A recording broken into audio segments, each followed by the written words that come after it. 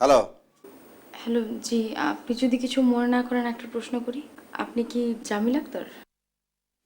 আপনি আমার নামটা জানলেন কি করে? আপনার গলার আওয়াজ শুনেই মনে হলো যে আপনি জামিল আক্তার। মানে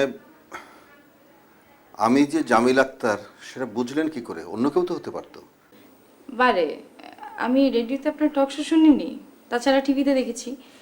আর তাই কারণে আপনার গলার সুর আমার চেনা। আপনি কিন্তু আপনার পরিচয়টা এখনো বলেননি। ও সরি, আমার নাম নুসরাত আমান। বাহ, খুব সুন্দর নাম তো। তাই বুঝি? হ্যাঁ, নামটা সত্যি সুন্দর। আচ্ছা, আপনি কিন্তু আমাকে তুমি করে বলতে পারেন, কারণ আমি আপনার বয়সে অনেক ছোট। তুমি বলবো? তা কি করে হয়?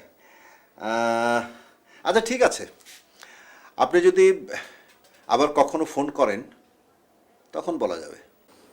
ও ভালো কথা, আপনার সাথে কিন্তু আমার ঝগড়া আছে।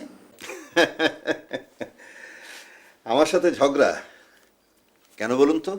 কিন্তু আমি কিন্তু ঝগড়া করতে পছন্দ করি না। তবুও করব।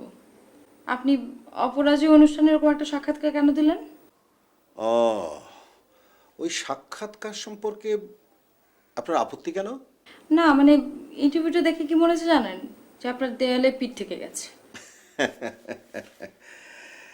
শুনুন, সত্য কথা যদি আমার নিজের বিরুদ্ধেও যায় তবু আমি সত্য কথাটা বলতে ভালোবাসি। যাক, এসব কথা এগুলো নিয়ে আপনার সাথে পরে বিশদভাবে আলোচনা করব।